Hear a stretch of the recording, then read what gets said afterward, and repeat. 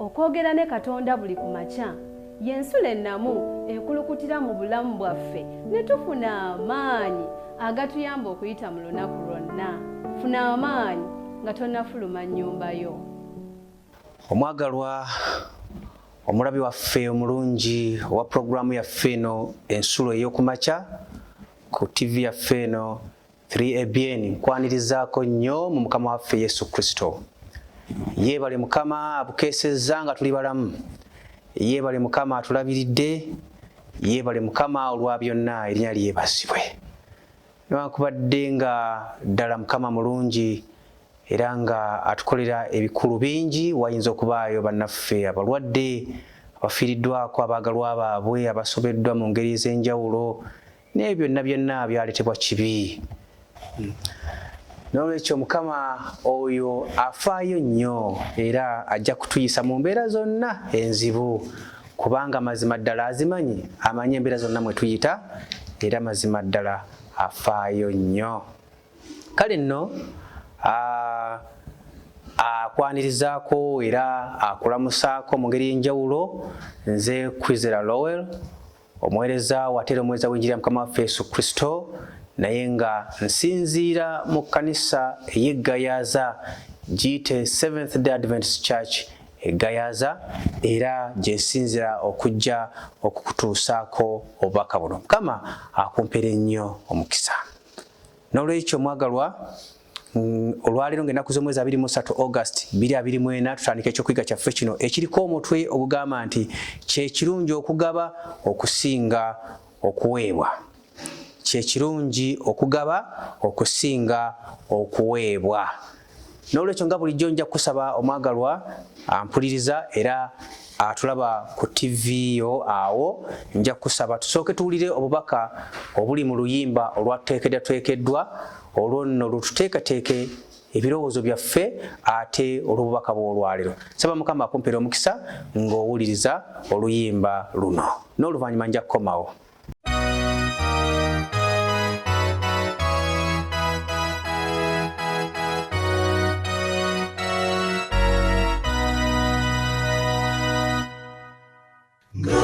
Tumazo mulimu gwaffe ebibala biritwalwa musanyu okubituusa mu kibuga ekijja.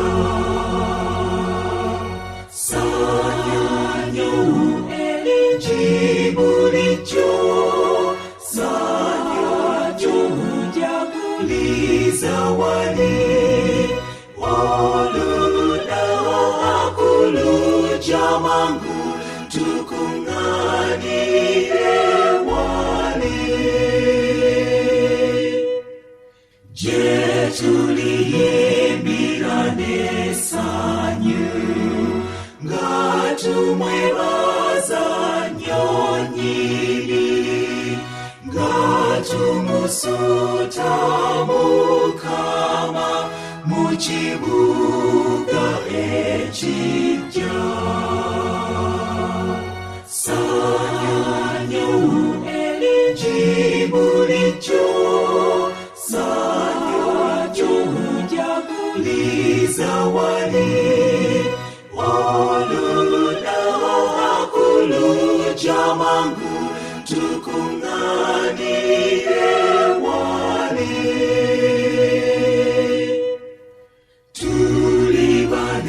Essanyu lingi nnyo mu nju ezaakolwa zaabu, Mukama z'atukolera mu kibuga ekijja.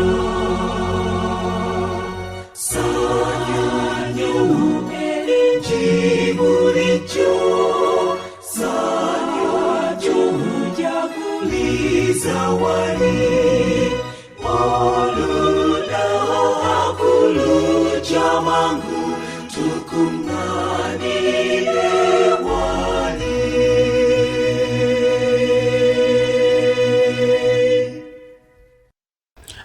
Okay, mukama waffe yeebazibwe awo bw'ekitiibwa. Tweyanza nnyo ate olw'oluyimba olwo olubadde olunyuvu bwe lutyo nga luteekateeka ate olw'obubaka bw'olwaleero. Nga bwe nayanjudde nti ekyokuyiga kyaffe ekyolwali kiriko omutwe ogamba nti kyekirungi okugaba okusinga okuweebwa. Teweerabira pulogulaamu yaffe eno eyitibwa ensulo ey'okumakya. Okugaba kwa mukisa okusinga okutoola. Okugaba kwa mukisa okusinga okutoola. Ebigambo ebyo bisanga mu bikolwa by'abatume essula 2 n'olunyiriri olwa 35. Newankubadde ebigambo bino ebitwalibwa okuba ebya Yesu tebirabikira mu bitabo by'enjiri, biyinza okuba nga bigwa mu njigiriza ez'obulombolombo oba mu biwandiiko ebyogera ku bulamu bw'omulokozi Yesu Kristo ebyali bisaasaanyizibwa. Luka mwe yasoma oyo eyawandiika enjiri eriko erinnya lye, gamba nti erinnya lye Luka. Ko n'ekitabo ky'ebikolwa by'abatume, ebitabo ebyo ebibiri Luka n'ebikolwa by'abatume byawandiikibwa omuddu wa Katonda ono Luka. Era ye omu yawandiika ebigambo bino nti okugaba kwa mukisa, okugaba kwa mukisa okusinga okutoola. N'olwekyo mwagalwa ampuliriza, nga tutandika ekyokuyiga kyaffe kino, manya nti newankubadde nga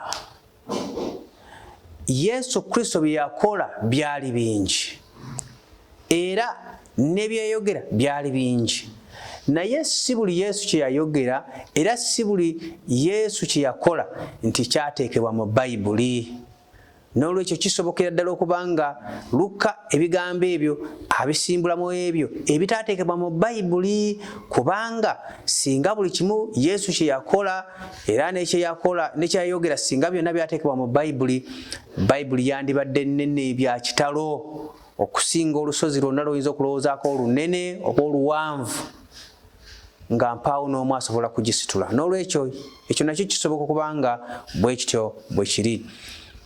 Naye ku luuyi olulala, okukonta n'okuliwo wakati w'okugaba n'okuweebwa si ndowooza mpya eri mu bubaka bwa Kristo, kubanga naye agamba mwaweebwa buwa nammwe muwenga buwa. Ebigambo ebyo tubisanga mu Matayo essula 10 olunya olw'omunaana. Wula ne kino, mugabenga nammwe muligabirwa, Luka essula 6 olunya olwa 38. Era naye nga yeeyogerako, ani yeeyogerako? Yesu Kristo. Era naye nga yeeyogerako Yesu yagamba ng'omwana w'omuntu bw'atajja kuweerezebwa wabula okuweereza n'okuwaayo obulamu bwe ekinunulo eky'abangi. Matayo essula 2 olunyiri olwa 28. Katonda bassebo ne bannyabo ye yasooka era ye mugabi omukulu ow'ensi eno. Amiina. Omugabi w'obulamu, omutonzi, Lubereberye essula 2 olunya olw'omusanvu. Oyo ye awa ensigo eri omusizi era n'emmere eri oyo alya. Abange, Mukama oyo yawa ensigo omusizi n'asobola okusiga ensigo n'ajjamu emmere, era oyo yawa omuntu yenna emmere okusobola okulya. Bakolise ekyokubiri essula 9 n'olunya olw'10. Oyo Katonda gwe twogerako yagaba obugagga. Amiina. Oyo Katonda yagaba obugagga. Oyagala obugagga obutaliiko buyinike? Oyagala omukisa ogutaliiko buyinike? Oyagala obugagga obutaliiko bukwakkulizo bwa mulabe Setaani? Oyo Katonda gwoba weesiga era gwoba weekwata, oyo agaba obugagga obwannamaddala era obwesigika. Bangi bagagga mu nsi muno nga mazima ddala ensimbi bazifunye mpitirivu, naye nga ziriko obukwakkulizo obw'okuyiwa omusaayi, ziriko obukwakkulizo obw'omulabe Setaani nga yabawadde ensimbi. N'olwekyo naye nze ŋŋamba nti bw'oba oyagala obugagga obwesigika, obwannamaddala, obw'amazima, weekwate Mukama kubanga yagaba obugagga obufaanana bwe butyo. Oyo yagaba ebimera yagaba n'ebibala eby'omu nnimiro Zabbuli 147 olunyiri lwa 8 olw'omwenda ate n'olw'14 mpaka ku lw'18. Oyo Katonda waffe oyo yawa abantu amagezi. Amiina. Oweebuka mu magezi, oyagala amagezi mu nsonga zonna, weekwate Katonda oyo kubanga ye yagaba amagezi mu ngeri singako obulungi. Era oyo yawa ne Sulemaani amagezi n'obugagga ebitayogerekeka. N'olwekyo oyo naffe tumwekwata ab'omulembe guno mazima ddala ajja kutugeziwaza mu bizinesi zaffe, mu projekiti zaffe, mu maka gaffe, mu baana baffe, mu nteekateeka zaffe zonna. Oyo era yawa amaanyi n'obuyinza okufuna obugagga. Amiina. Ekyamateeka essula 8 olunyiri 17 ate n'olw'18. Era Katonda oyo yennyini gwe njogerako yagaba amagezi eri abo abamusaba. Amiina. Bw'omusaba akuwa. N'olwekyo genda eri Katonda oyo, mwesige, musabe. Oba oyagala magezi, oba oyagala bugagga, oba oyagala mulimu, oba oyagala ki, oyagala mwana, saba Katonda oyo kukakasa ajja kukwanukula. Ye yagaba amagezi. Yakobo essula 1:5. Era na buli kirabo ekirungi ekiva eri Katonda w'ebyaka. Ngambye era na buli kirabo ekirungi kiva eri Katonda w'ebyaka. N'olwekyo buli kirabo kyonna ekirungi, buli kintu kyonna ekirungi kiva eri Katonda oyo, Katonda ow'ebyaka. Amiina. Yakobo essula 1 olunyiri 17. N'ekisembayo mu bugabi bwa Katonda oba mu kugaba kwe okw'ekika ekyawaggulu, n'ekisembayo kye kirabo ekyakola entikko y'ebirabo bya Katonda byonna eri omuntu bwe yawaayo omwana we, buli muntu yenna amukkiriza aleme okubula naye abeere n'obulamu obutaggwaawo. Amiina. Ebigambo ebyo bisanga mu Yokaana essula 3 olunyiri 16. N'olwekyo Katonda ye mugabi omukulu. Naye naffe ayagala tufune empisa ye eyo ey'okugaba. Tusobole okubanga tuyinza okugabira obuweereza bwe, tuyinza okugabira omulimu gwe, ate tuyinza n'okugabira abo abali mu bwetaavu kwaka katono ke tuba tulina. Mukama ayongera ku bwongezi kutuwa mukisa, era ekyo akisanyukira era mazima ddala akisiima. N'ekirala ebyawandiikibwa bituwa ebyokulabirako eby'abantu abaali ab'omutima omugabi. Gamba mu kuva essula 3 olunyiri 5 wano woogera ku mulembe gwa Musa, abantu bwe baakubirizibwa okuleeta olw'omulimu gwa Katonda ne baleeta ebisukkiridde olw'omulimu gwa Mukama ogufaanana bwe gutyo. Amiina. Bano bwe baabakubiriza okuleeta ku lw'obuweereza bwa Katonda, baaleeta ne basukkiza ne we baalina okukoma. N'olwekyo bano batuwa ekyokuyiga nti Katonda bw'abanga akuyise nti jangu okole omulimu gwange, genda n'essanyu, era genda ng'omaliridde okukola n'omutima gwo gwonna. Genda okole nga teweerekeramu. Waayo ekisukkiridde, Katonda ajja kukusiima era ajja kwongera okukuwa omukisa. N'olwekyo bano baateekebwa mu Bayibuli tusobole okubayigirako. Dawudi naye yawaayo eri ennyumba ya Mukama ebisinga ku ebyo ebyali bimaze okuweebwayo. Wulira bw'agamba, kubanga ntadde okwagala kwange ku nnyumba ya Katonda wange, kubanga nina obugagga bwange ku bwange, ku makane ku bwange obwa zaabu ne ffeeza. Dawudi naye agamba nti bwe baayita abantu okujja okukola omulimu gwa Katonda, ye teyasigala mabega nga kabaka, naye yeenyigiramu era n'aleeta bingi ku bintu bye eby'obugagga, ffeeza ne zaabu, n'aleeta n'okusinga n'abantu bye baali baleese abantu baakulembera. N'olwekyo tuyigire ku bantu bano naffe okuyiga okuba n'omutima omugabi, ate okugaba nga tetuwaliriziddwa era nga tetusindiikiriziddwa, kubanga mu kugaba mulimu omukisa ogw'omuyiika. Ebigambo ebyo byensomye ebikwata ku Dawudi tubisanga mu by'omumirembe ekisooka, eby'omu mirembe ekisooka essula 29 n'olunyiriri olw'okusatu. N'asembayo ye Pawulo ayogera ku makanisa g'e Makedoni nti baamuyamba kubanga baagaba bokka nga bwe bayinza era n'okusinga obuyinza bwabwe. Amiina. Pawulo agamba nti ab'ekkanisa mu Makedoni bwe baayitibwa okukola omulimu gwa Katonda baagaba ne basukkiriza ne ku ekyo kye baali basobola. Kwegamba baagaba n'okusinga kye baali balina. Mukama waffe yeebazibwe. N'olwekyo Katonda ng'akuwadde omukisa era nga waliwo omukisa gwonna ogw'okuwaayo olw'obuweereza bwa Katonda era n'eri abo abeetaaga, waayo nga teweebalirira kubanga mu kuwaayo mulimu omukisa. Kyovudde olaba nga yatugambye mu bikolwa by'abatume essula 2:35 nti okugaba kwa mukisa okusinga okutoola. Kwegamba gwe mu kifo ky'okukuwa gwe bw'ogaba, gwe bw'owaayo, gwe bw'otoola n'owaayo, ate gwe osinga okufuna omukisa. Mu byokulabirako bino byonna ekyawandiikibwa kyaffe kissa essira ku kikula eky'omuntu agaba atakolera ku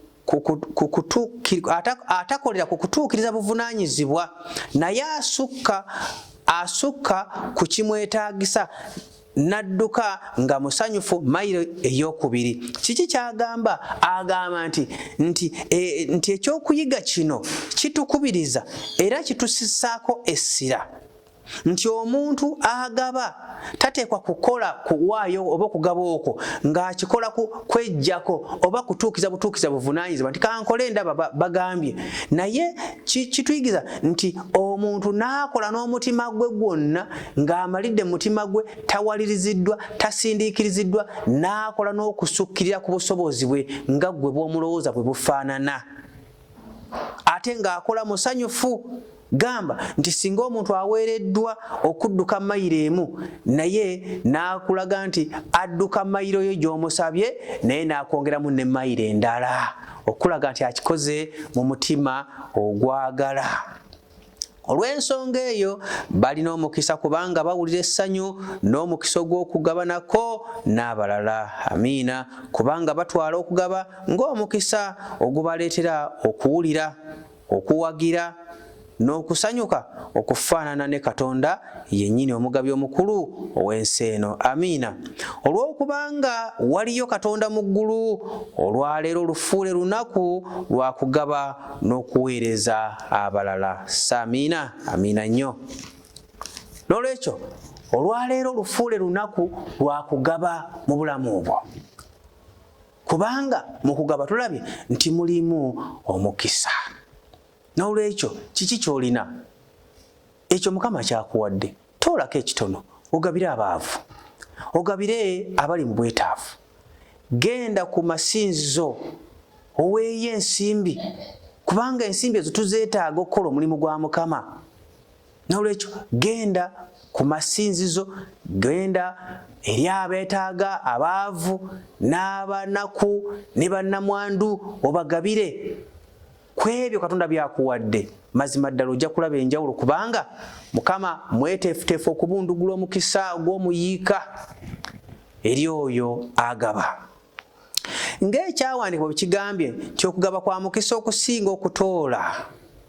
Amazima gali nti okuwaayo ku byaffe eri abalala oba eri obuweereza bwa Mukama si mpisa yaffe ng'abantu.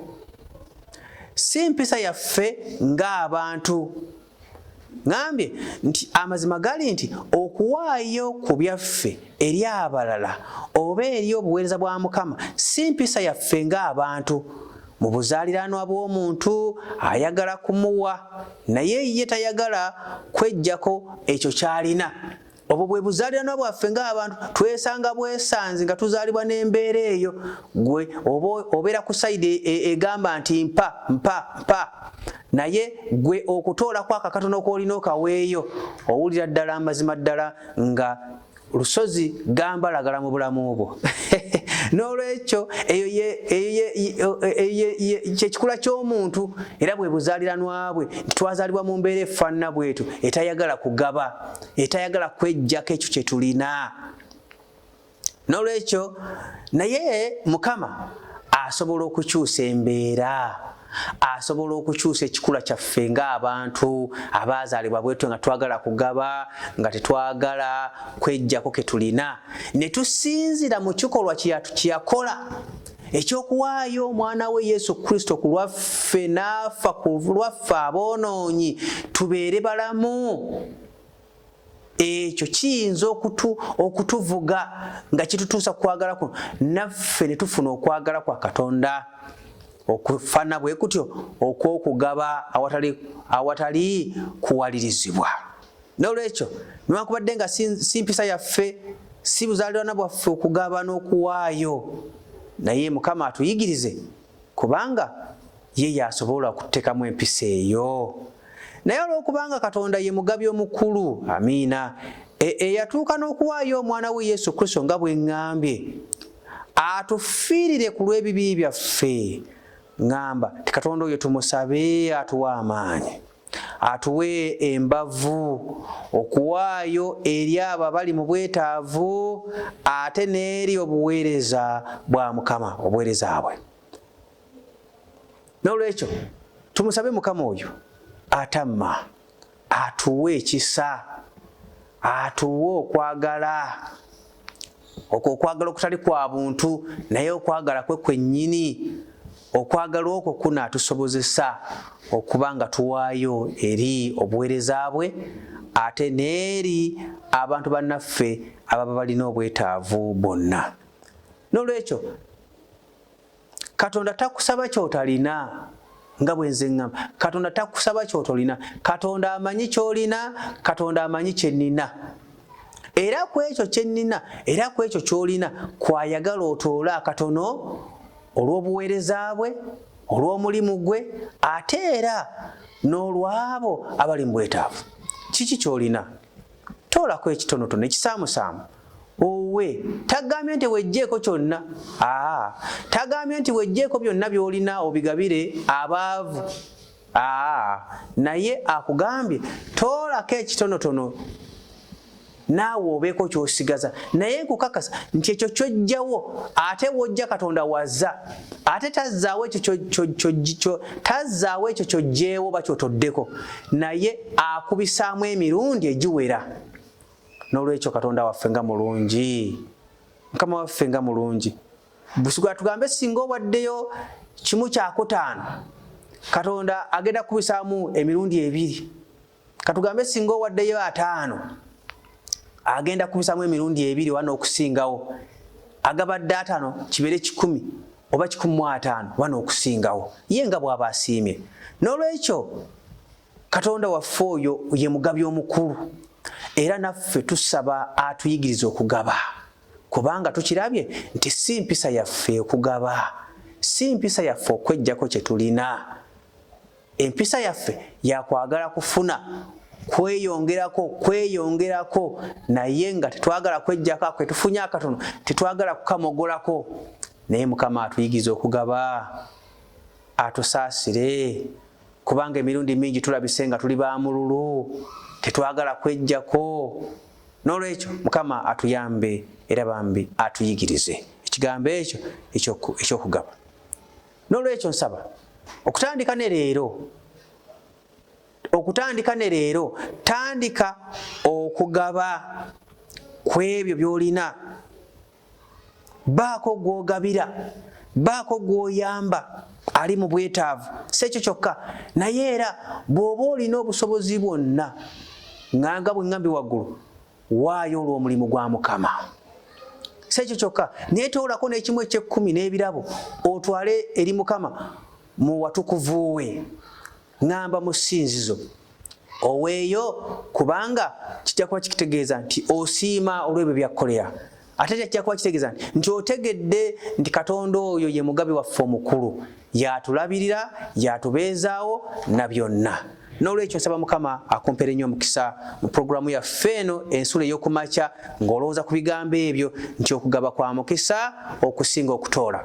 Buli lw'ogaana okugaba oba weesaliddeko wekka emikisa, naye buli lw'ogaba ye principle, buli lw'ogaba weeyongerako mikisa egiva eri Mukama. N'olwekyo ensonga eyo gitwale nga nkulu, nange ngitwale nga nkulu. Mukama asobole okutuyamba, Mukama asobole okutuyamba tusobole okutegeera ensonga eyo obukulu bwayo. Mukama akumpere nnyo omukisa olw'okuwuliriza. Kankusabe tuweeyo okusaba.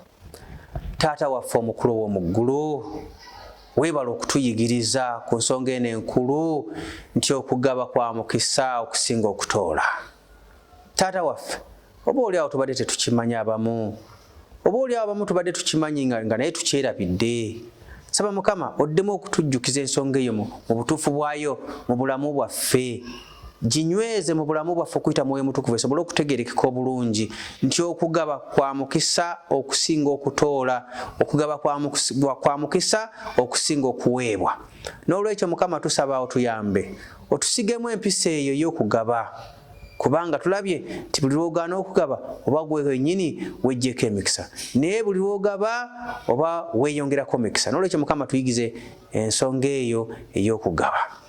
Tuwe n'omukisa olwaleero nga tutandika olunaku luno Mukama, mu byonna bye tugenda okukola tuluŋŋamye, tuwe omukisa mirimu gyaffe, mu nteekateeka zaffe, mu maka gaffe, abaana baffe na byonna bye tukola Mukama. Tusaba Mukama obiwa omukisa. Abalwadde Mukama bajjanjabe, abafiiriddwa Mukama bagumyeero bazzeemu amaanyi, abasobeddwa mu ngeri emu oba endala Mukama babeere era obasaasire.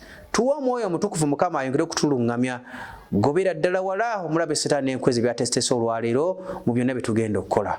Taata waffe tusaba okusinga ennyo, amannya gaffe gawandiike mu kitabo eky'abalonde eky'omu ggulu.